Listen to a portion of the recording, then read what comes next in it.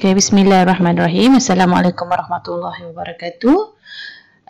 So video ini saya akan kongsikan berkaitan dengan model ADDI, iaitu salah satu model reka bentuk instructional khusus bagi pelajar-pelajar yang membuat kajian berkaitan dengan pembangunan modul ataupun pembangunan bahan-bahan instructional, bahan bantu mengajar.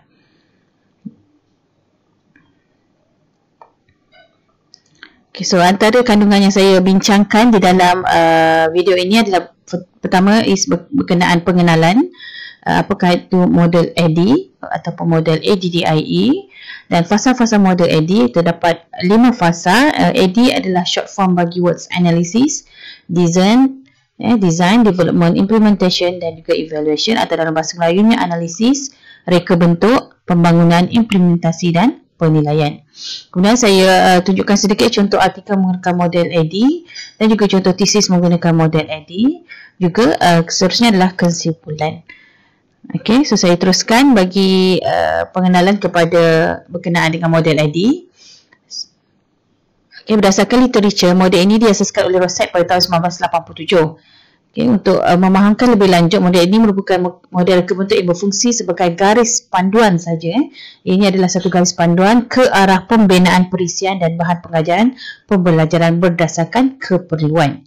Okay, model ini merupakan model pengajaran yang sering menjadi asas kepada model reka bentuk pengajaran yang lain. So harus please take note bahawa model ini merupakan proses generik ataupun proses asas yang diperkenalkan oleh Rosset. Namun apabila pelajar ingin menggunakan model ini, perlu dibuat sesuai sebelum digunakan mengikut keperluan ataupun mengikut kesesuaian topik-topik yang akan dikaji oleh pelajar. Okay, so kenapa model ini direka bentuk adalah untuk menghasilkan rancangan pengajaran dan bahan pembelajaran agar penyampaian suatu pengajaran itu akan menjadi lebih efektif dan efisien. Okay, so model ID adalah satu panduan supaya suatu bahan yang dibangunkan itu mempunyai satu structure ataupun langkah demi langkah yang teratur lah. Okay, so gunakan model AD ini sebagai satu panduan.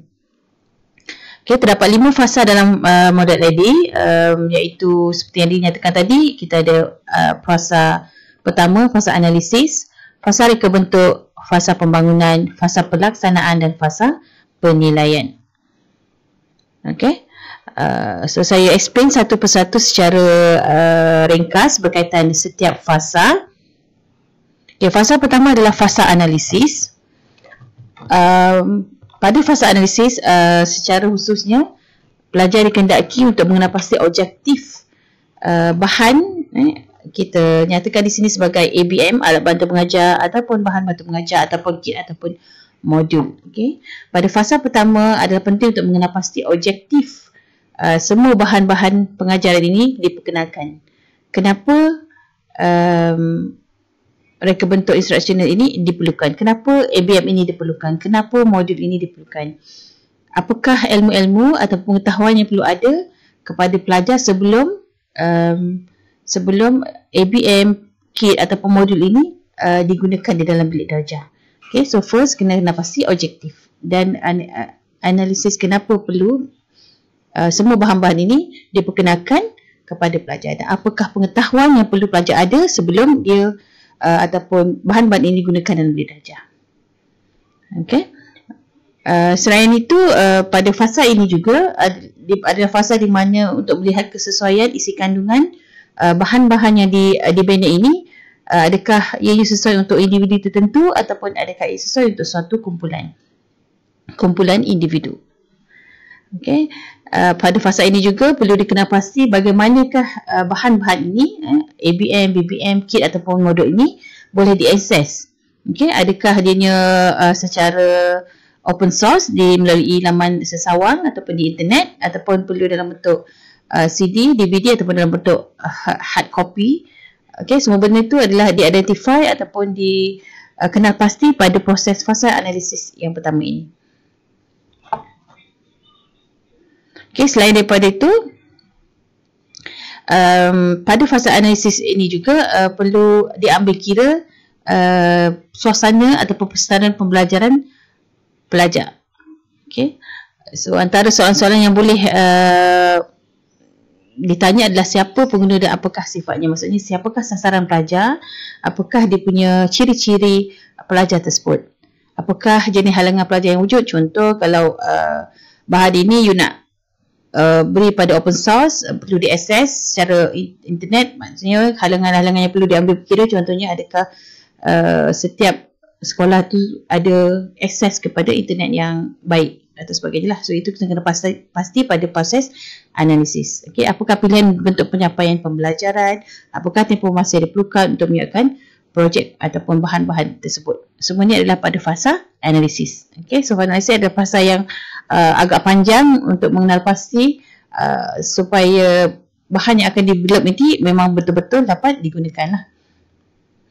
Kemudian pergi kepada fasa kedua, iaitu fasa reka bentuk ataupun design. Dalam fasa ini basically adalah untuk menentukan reka bentuk, kaedah instruksinya yang akan digunakan. Contoh, sekiranya pelajar nak membangunkan atau membina kit ataupun modul, perlu kena pasti kaedah instruksi yang digunakan. Contohnya, adakah akan menggunakan kaedah pembelajaran kooperatif, penerokaan, penyelesaian masalah, adakah menggunakan demonstrasi ataupun secara pembentangan. So semua benda ni adalah pada fasa mereka bentuk. Okay, alat yang digunakan juga perlu ditentukan pada fasa reka bentuk ini, sama ada menggunakan audio, video, komputer, internet dan sebagainya. Okay, sekiranya contoh menggunakan multimedia, for instance, adakah nak menggunakan just audio saja, suara saja ataupun video, adakah perlunya bahan-bahan komputer, internet. Okay, so ini adalah pada fasa reka bentuk yang perlu kena pasti sebelum memperkenalkan atau membangunkan suatu ABM, BBM kit ataupun modul. Okay, selain daripada itu, antara langkah yang dilakukan pada fasa reka bentuk adalah yang diberikan dalam skrin ini. Contohnya dokumentasi projek yang mengandungi reka bentuk berarahan, visual dan strategi reka bentuk. So ini bergantung kepada taksonomi kognitif, afektif, psikomotor, semua dia diambil kira lah.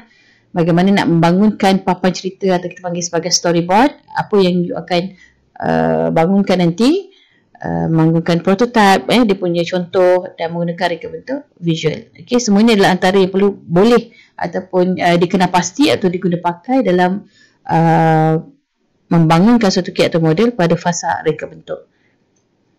Seterusnya pada fasa ketiga, fasa pembangunan ataupun develop. Develop adalah proses yang mana pelajar membangunkan atau membuat ABM kit dan modul, proses menghasilkan bahan pengajaran yang telah direka bentuk. Pada fasa kedua tadi, you dah reka bentuk apa you nak buat, sudah rancang.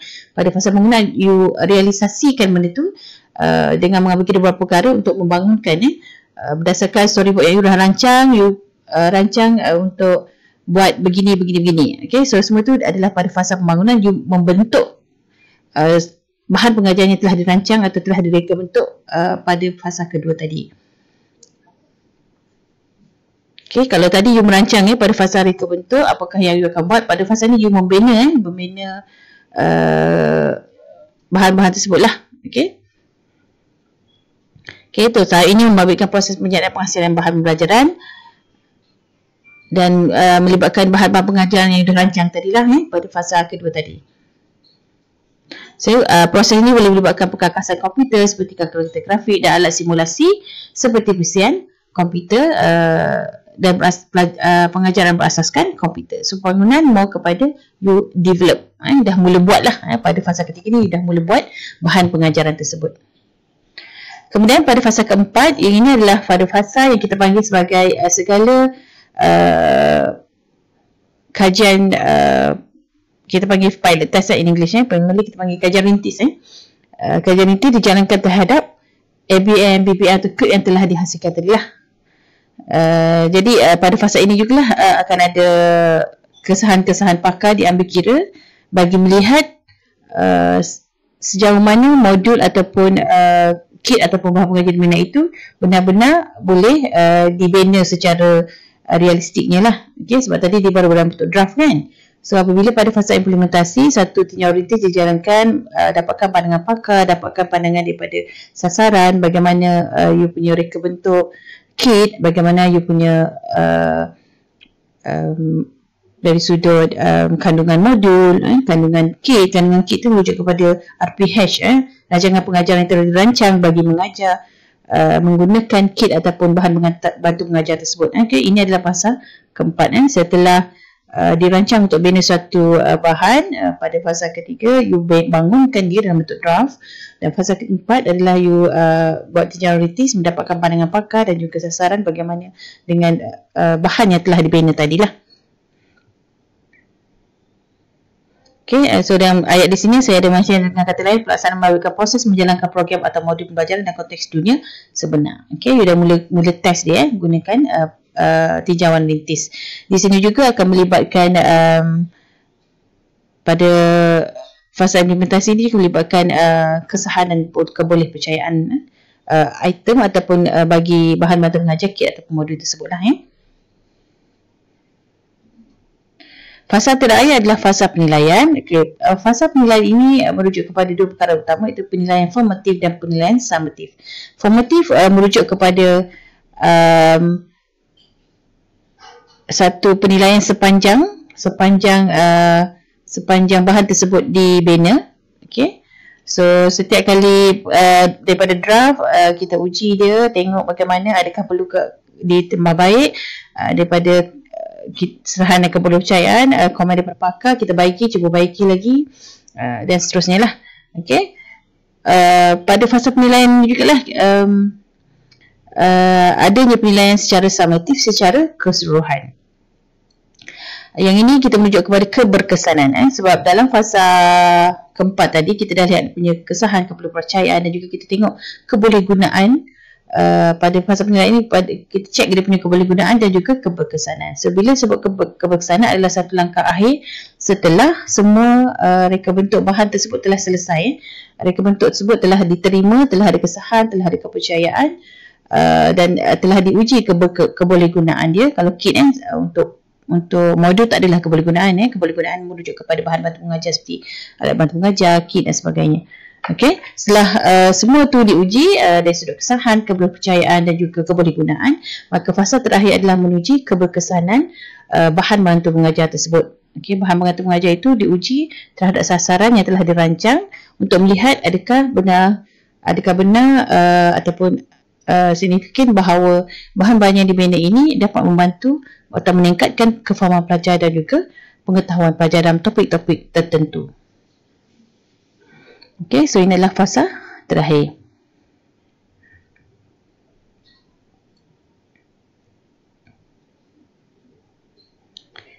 Okay, so ini boleh baca nanti. Semua nota-nota ni saya dah upload di MyGuru, so boleh semak lah beserta contoh-contoh. Okay, so di sini saya ceritakan contoh artikel menggunakan model ID. So sebenarnya yang saya cari ini ataupun yang saya kongsikan ni hanyalah yang bahasa Melayu saja, memandangkan kebanyakan pelajar menggunakan bahasa Melayu dalam penulisan proposal bagi projek, dan boleh cari yang English terlalu banyak di luar sana, so boleh gunakan sebagai contoh. Manakala contoh tesis ini agak limited, dan kalau yang boleh akses melalui internet adalah tidak lengkap lah. So tapi boleh lihatlah dia punya tajuk.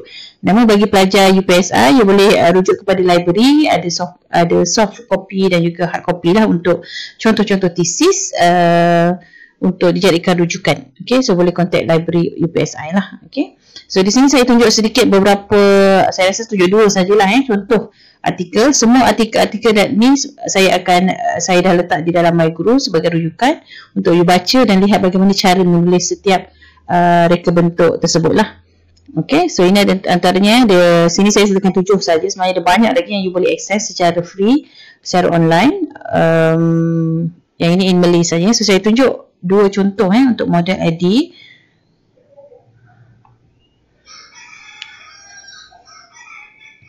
Okey, yang ini satu contoh model ID dari ini pembangunan modul. So ini dia dalam tajuk pun dia mention ni adalah artikel, contoh artikel, yang mana daripada artikel pun you boleh dapat idea bagaimana nak menulis you punya proposal. So tajuknya adalah model ID dalam proses reka bentuk modul pengajaran bahasa Arab tujuan khas di Universiti Sains Malaysia sebagai contoh. Okey. So nanti you punya tajuk janganlah letak model ID dalam tajuk, tak perlu pun. Okey. So sebenarnya ini adalah salah satu contoh artikel. So you lihat cara dia menulis untuk model, saya nak tekankan di sini model ID tersebut. Okey. So di sini kalau ikut tajuk dia menggunakan model ID bagi proses reka bentuk modul pengajaran bahasa Arab. So kita take note sini dia nak bina satu model pengajaran bahasa Arab menggunakan model ID. So lihat dia punya step. So kita aware tadi ada 5 step atau 5 langkah ataupun fasa dalam model ID. So ini adalah summary rajah yang digunakan menunjukkan fasa dalam model ID. Analisis, design atau reka bentuk, development, pembangunan, implementation atau implementasi, dan juga di sini adalah dalam bentuk penilaian. Formative dan summative adalah dia punya evaluation ataupun penilaian. So cara menulis bagi setiap kategori ni, so ini ada analisis merujuk kepada peringkat analisis. Okay, kalau you boleh lihat sini,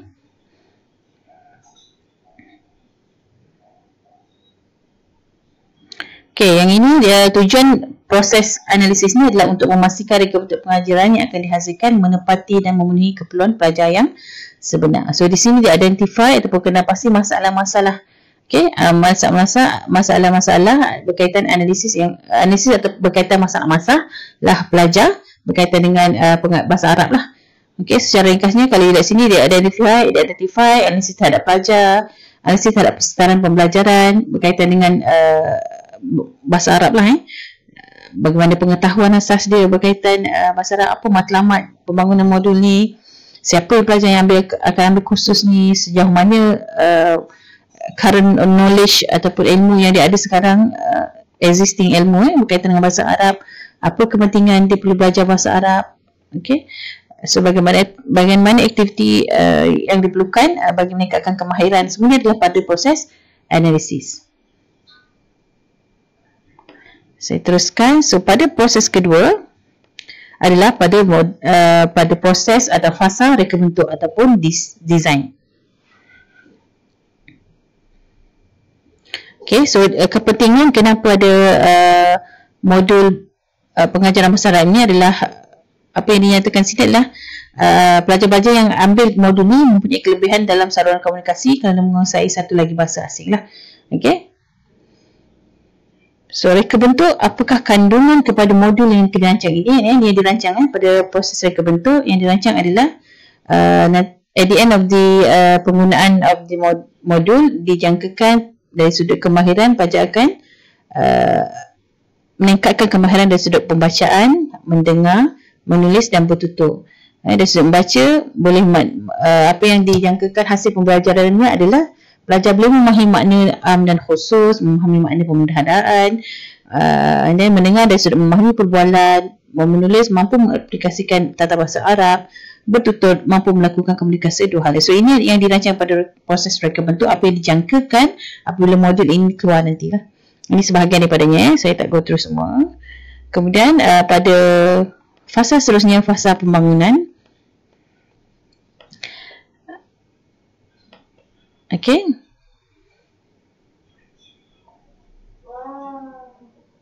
So apa yang dirancang dalam proses pembangunan, dalam proses membina telah dirancang di sini. Kalau lihat jadual di bawah ni, cadangan pembangunan modul ni, cadangan dia apa yang nak dimasukkan di dalam modul tersebut, dan basically yang telah dimasukkan yang akan ada lah dalam modul tersebut.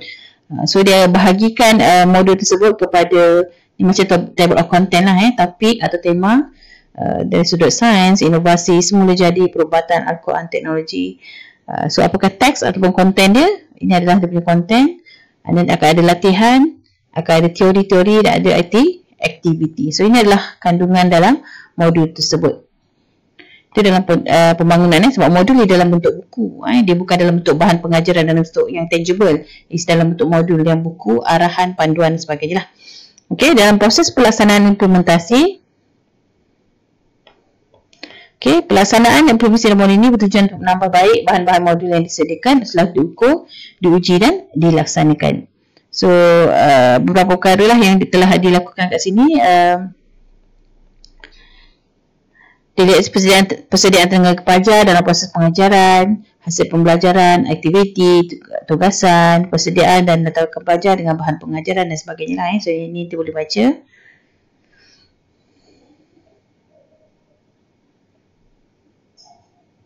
So fasa ini mau kepada implementasi untuk lihat masalah-masalah terapi dari sudut bahan yang ataupun modul yang dibina lah. Dapatkan daripada pakar dan sebagainya, dan daripada input daripada luar itu diguna pakar untuk memperbaiki modul tersebut. Okey, langkah terakhir adalah proses penilaian. Okey, penilaian formatif dia adalah dibuat secara berterusan sepanjang semester bagi menilai kepuasan setiap tajuk dalam modul tersebut. So dia akan buat penambah baik sekiranya dapati ada topik-topik yang perlu ditambah baiklah. Kemudian ada penilaian secara summatif di hujung semester. Dan dapatkan maklumat pelajar melalui soal sidik, soal jawab langsung dalam bilik darjah dan sebagainya lah. So ini semua adalah penilaian-penilaian yang dibuat pada peringkat akhir.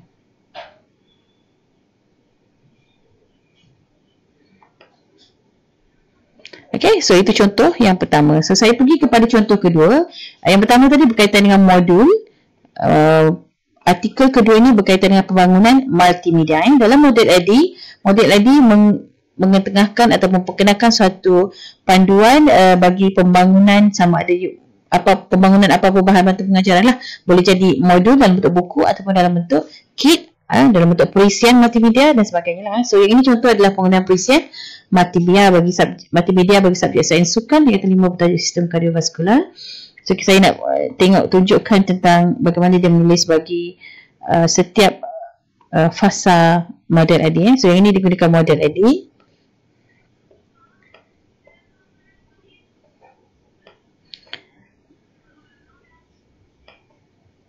Okay, so pada fasa pertama dia identify siapa yang akan guna this multimedia lah, apakah masalah yang dihadapi dan sebagainya. Okay, dalam fasa ni pembangunan perisian multimedia yang bersifat ini terdapat persoalan yang perlu utarakan. So inilah soalan-soalan yang dia cuba kena pastilah. Ini macam saya nyatakan tadi dalam nota. Okay, kemudian fasa reka bentuk juga merujuk kepada bentuk antara keperisian tersebut dari sudut interaktiviti pengguna. Kemudian ini sangat ringkas ini. Fasa pembangunan dia bina prototype. Pada fasa ini pengkaji membangunkan elemen multimedia seperti grafik, analisis, audio untuk diterapkan ke dalam aplikasi perisian.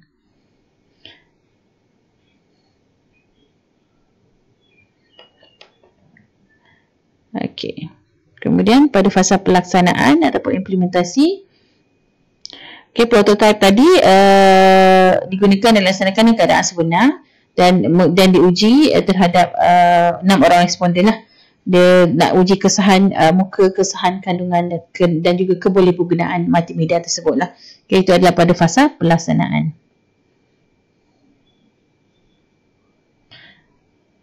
Okay, so pada fasa penilaian,